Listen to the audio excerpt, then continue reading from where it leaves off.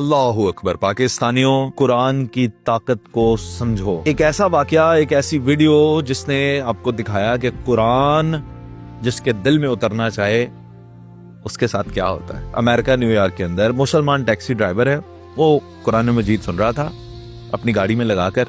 ایک سواری بیٹھتی ہے، وہ خاتون ہے، غیر مسلم ہے، وہ آ کے بیٹھتی ہے اور قرآن کی تلاوت لگی ہوئی تھی، تو اس مسلمان ڈرائیور نے سوچا کہ یہ قرآن کی آواز سن کر شاید آفینڈ نہ ہو جائے، اس نے آواز آہستہ کر دی۔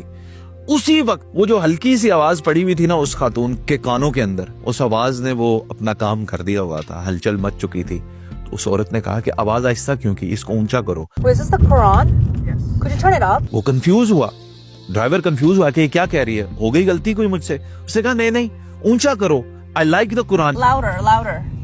Yeah, I like the Quran. اور پھر وہ دونوں ڈرائیور اور مسافر قرآن مجید سنتے سنتے اپنی منزل مقصود تک گئے۔ بسم اللہ الرحمن۔ قرآن مجید کو سننا، اس کو سمجھنا یا اس کی آواز تلاوت کی اگر آپ کے کانوں تک چلی جائے، اور اگر اللہ یہ چاہتا ہے کہ یہ آپ کے دل میں اترے، تو اس سے کیا فرق پڑتا ہے کہ آپ دنیا کے کسی بھی مذہب سے تعلق رکھتے ہوں؟ دین فطرت تو اسلام ہے، قرآن تو آپ سب کے لیے ہے، چاہے کوئی مسلمان ہے چاہے کوئی مسلمان نہیں ہے، ہدایت تو یہ سب کے لیے ہے۔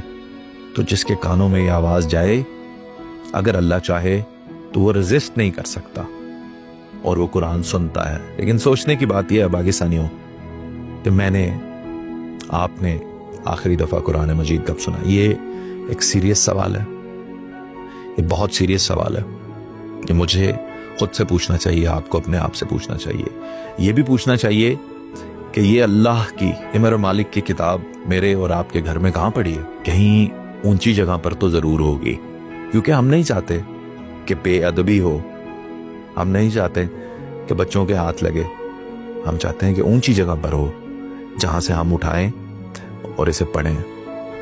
لیکن پاکستانیوں اس اونچی جگہ پر پڑھے پڑھے اب قرآن مجید پر ڈسٹ پڑ چکی ہے۔ اٹھاؤ یار، صفائی کرو اپنے دل کی بھی اور قرآن مجید کی بھی، اور پڑھو کہ اللہ نے ہمارے لیے کیا بھیجا ہے۔